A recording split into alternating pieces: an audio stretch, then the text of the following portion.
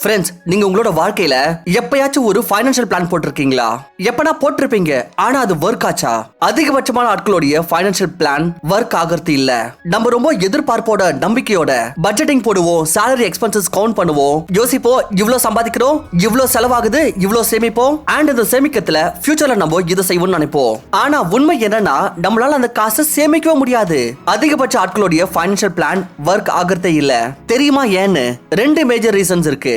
முதல் நம்ம அப்படியே cut to cut financial plan போடுவோம். இன்னைக்கு ஒரு செலவு 1000 ரூபாய்க்கு இருந்துச்சுன்னா அப்ப நம்ம யோசிக்கிறோம் வருஷம் முழுவதும் அந்த 1000 ரூபாவே இருக்கும்னு. ஆனா எப்பனா அதுல கொஞ்சம் செலவு அதிகமா ஆயிரலாம். உதாரணத்துக்கு நான் நினைச்சுக்கிறேன் என்னோட போன் பில் மாசத்துக்கு 400 ரூபாய் வரும்னு. அப்ப நான் 100% பாத்தீங்கன்னா அடுத்த 2 வருஷத்துக்கு இந்த 400 ரூபாவே வரும்னு நினைக்கிறோம். கொஞ்சம் கூட இடைவெளி விடுறது இல்ல. 10% கடை மார்ஜின் செட் பண்றதுல செலவுகள்ல. அண்ட் பிறகு எதனா ஒரு செலவு அன்எக்ஸ்பெக்டடா வந்துருச்சுன்னா அப்போ இந்த 10-20% நான் சேவ் பண்ணி வச்சிருந்தல இன்வெஸ்ட் பண்றதுக்கு அது கடைசில மிஞ்சறதே இல்ல.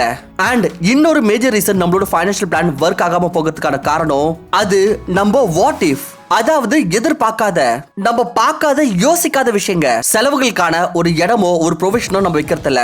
ஆனா நம்ம டெய்லி லைஃப்ல பார்த்தோம்னா இந்த ப்ரொவிஷன்ஸ் எப்பவுமே வைப்போம். உதாரணத்துக்கு இப்ப நம்மளுக்கு ட்ரெயின் பிடிக்கணும், ட்ரெயினோ 11 மணிக்கு. வீட்ல இருந்து ரயில்வே ஸ்டேஷன் போகிறதுக்கான நேரம் பாத்தீங்கன்னா 30 நிமிஷம். ஆனாலும் பாத்தீங்கன்னா நம்ம 10:30 மணிக்கு வீட்ல இருந்து கிளம்புறது இல்ல. குறைஞ்சபட்சம் 10 மணிக்காச்சும் வீட்ல இருந்து கிளம்புவோம். 1/2 மணி நேரத்துக்கான மார்ஜின் வைக்கிறோம். ஏன்னா அப்படி ட்ரெயினை வேற எதனா பிளாட்ஃபார்முக்கு மாத்திட்டாங்கன்னா, வழியில டிராபிக் ஆயிடுச்சுன்னா நம்ம ஃபிளைட் பிடிக்கிறதுக்கு மார்ஜின் வைக்கிறோம். நம்ம எக்ஸாம் எழுத போகிறப்போ அப்ப 1/2 மணி நேரம் மார்ஜின் வச்சு நம்ம சென்டருக்கு போகிறோம். ஆனா ஃபைனான்சியல் பிளானிங்ல நம்ம 5-10% மார்ஜின் கூட வைக்கிறதுல.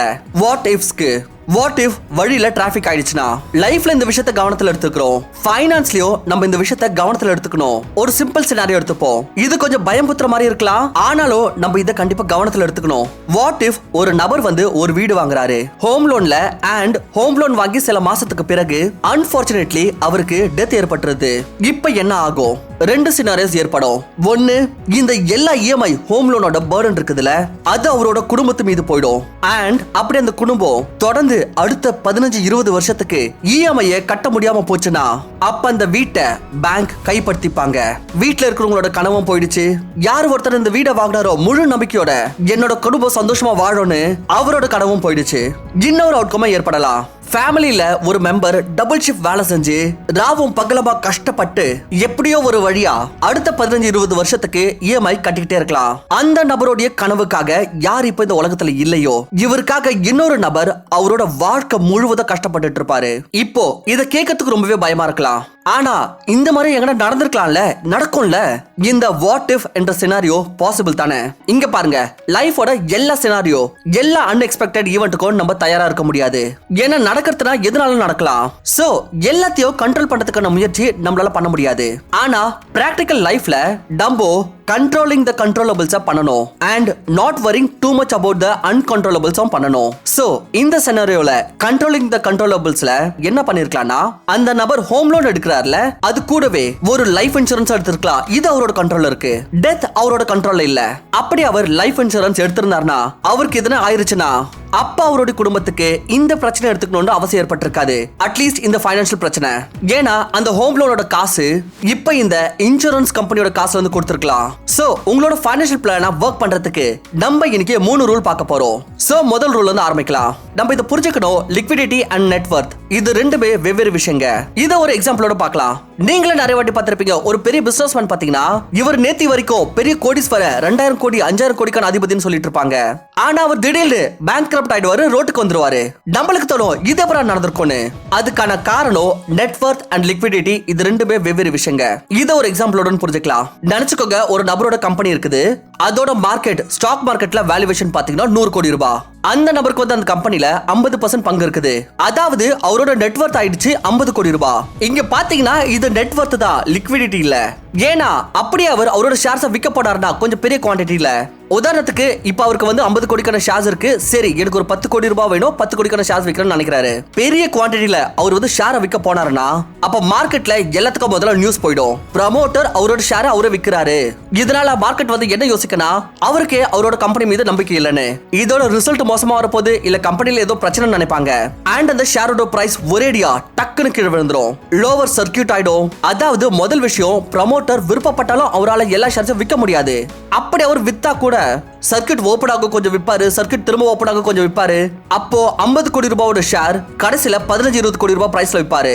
சோ இங்க பேப்பர்ல நெட்வொர்த் பாத்தீங்கன்னா 50 கோடி ரூபாய், ஆனா ரியல்ல லிக்விடிட்டி கிடைச்சது பாத்தீங்கன்னா 15-20 கோடி ரூபாய். அண்ட் அந்த நபர் ஆயிடுவாரு பேங்க்ரப்ட். ஏன்னா அவருக்கு பேங்க் 25 கோடி ரூபாய் கொடுக்க வேண்டியது இருந்திருக்கலாம். அண்ட் பேங்க் பாத்தீங்கன்னா இவருக்கு எப்படி லோன் கொடுத்திருக்கோம்னா, இவர்கிட்ட 50 கோடி ரூபாய்க்கான ஷேர் இருக்குது. சரி, இந்த ஷேர்ஸ்க்கு அகைன் பாதி 25 கோடி ரூபாய்க்கான லோன் கொடுத்திருப்பாங்க. அண்ட் கடைசியில அந்த நபர் பேங்க்ரப்ட் ஆயிடுவாரு. சோ இதுதான் நெட்வொர்த் அண்ட் லிக்விடிட்டியோட வித்தியாசமே.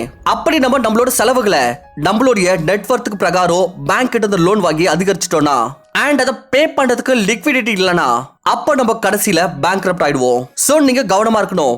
யாரா ஒருத்தர் உங்களோட பேலன்ஸ் ஷீட்டை பார்த்துட்டு லோன் கொடுக்கறாருன்னா அதை நீங்க அப்படியே எடுத்துக்க கூடாது. நமக்கு பே பண்றதுக்கான கெபாசிட்டி இருந்துச்சுன்னா அப்பதான் நம்ம இதை எடுக்கணும். அண்ட் அன்எக்ஸ்பெக்டட் செலவுகள் வரும். சோ இதை நம்ம எப்பவுமே மைண்ட்ல வச்சுக்கணும். அண்ட் இந்த நெக் டு நெக் நான் 10,000 ரூபாய் மாசம் சேமிச்சிருவேன், சோ 9,500 ரூபாய்க்கான இஎம்ஐ எடுத்துக்கலாம்னா எடுத்துக்க கூடாது. இதுதான் பேங்க்ரப்ட் ஆகிறதுக்கான ஆரம்பமே. ரெண்டாவது, நீங்க இன்வெஸ்ட்மெண்ட் பண்றப்போ அப்போ ஒரு பேலன்ஸ் வச்சுக்கோங்க between liquid assets and non liquid assets, illiquid assets. இது ரெண்டுத்துக்குமே பாத்தீங்கன்னா ரீசன்ஸ் இருக்கு. அப்படி நீங்க எல்லாத்தையும் லிக்விட் அசெட்ஸ் மேலே வச்சிருந்தீங்கன்னா அப்ப ஒண்ணு அது டெட் இன்ஸ்ட்ருமெண்ட்ஸா இருக்கும், உங்களுக்கு ரிட்டர்ன் கம்மியா கிடைக்கும். உதாரணத்துக்கு சேவிங் அண்ட் கரண்ட் அக்கௌண்ட்ல பாத்தீங்கன்னா ரொம்ப கம்மி ரிட்டர்ன் தான் தராங்க, ஏன்னா அது ரொம்ப லிக்விட். எஃப்டில ரிட்டர்ன் கொஞ்சம் அதிகம், ஆனா உங்களால அதை உடனே எடுக்க முடியாது, ஏன்னா உங்களுக்கு பெனால்டி வரும். அதே போலயே ஷேர்ஸ் நீங்க உடனே வாங்கி விற்கலாம். இதன் காரணத்தினாலேயே இங்க டிசிப்ளினோட பிரச்சனை வரும். இது இந்த அளவுக்கு லிக்விடா இருந்துச்சுன்னா நமக்கு ரொம்ப நாளுக்கு ஹோல்ட் பண்ணணும் எண்ணமே வராது, விற்கணும் தான் தோணும். இதே மாதிரி தான் பாத்தீங்கன்னா மியூச்சுவல் ஃபண்ட்ஸ். இங்க பாருங்க, உங்களுக்கு டாக்ஸ் சேவிங் பண்ண வேண்டாம்னா கூட நீங்க நான் டாக்ஸ் சேவிங் மியூச்சுவல் ஃபண்டை விட பெட்டர் அதுக்கு சிமிலரான டாக்ஸ் சேவிங் மியூச்சுவல் ஃபண்ட் எடுத்துக்கோங்க. ஏன்னா இதுல 3 வருஷத்துக்கு உங்களால காசு எடுக்கவே முடியாது, இதனால டிசிப்ளின் தானா வந்துடும். சோ நம்ம பேலன்ஸா வச்சுக்கணும். அப்படி அதிகமான காசு நம்ம லிக்விட் அசெட்ஸ்ல போட்டோம்னா அப்ப நம்மளால பிளானுக்கு பிரகாரம் போகவே முடியாது, டிசிப்ளின் இஷ்யூ வரும். பட் அதுவே நம்ம அதிகமான காசை இல்லிக்விட் இல்ல நான் லிக்விட் அசெட்ஸ்ல போட்டோம்னா, லைக் உதாரணத்துக்கு நம்ம எல்லா காசையும் என்பிஎஸ்ல போட்டுட்டோம் இல்ல இஎல்எஸ்எஸ் மியூச்சுவல் ஃபண்ட்ஸ்ல போட்டோம்னா, அப்படி நம்ம எஃப்டில போட்டோம்னா அண்ட் அதோட கண்டிஷன் அதை உடைக்க முடியாதுன்ற மாதிரி இருந்துச்சுன்னா அப்போ அவசித்த சமயத்துல நம்ம ஒரு பக்கம் பேங்க்ரப்ட் ஆயிருவோம். அண்ட் இந்த இடத்துல பாத்தீங்கன்னா நம்மளோட காசு கிடக்கும். பாத்தீங்கன்னா காசு இருக்கு, ஆனா நம்மளால பே பண்ண முடியல அண்ட் நம்ம என்பி ஆயிட்டோம். சோ ரெண்டுத்தோட பேலன்ஸ் வச்சுக்கோங்க, எதனா ஒரு எக்ஸ்ட்ரீம்க்கு போயிடாதீங்க. சோ நீங்களும் லிக்விடா இருப்பீங்க அண்ட் உங்களோட ஃபைனான்ஷியல் பிளானும் ட்ராக்ல இருக்கும். அண்ட் லாஸ்ட்ல நிறைய பேர் கேக்குற கேள்வி என்னன்னா, நம்ம எவ்வளவு இன்வெஸ்ட் பண்ணணும்? இங்க பாருங்க, இன்வெஸ்ட் பண்றது நல்ல ஹாபிட்ல, அப்ப எவ்வளவு பண்ண முடியுமோ பண்ணுங்க. பிகாஸ் நல்ல விஷயத்து மீது அப்பர் லிமிட் ஏன் நம்ம செட் பண்ணோம்? பட் எஸ் ஒரு அப்பர் லிமிட் இருக்குது.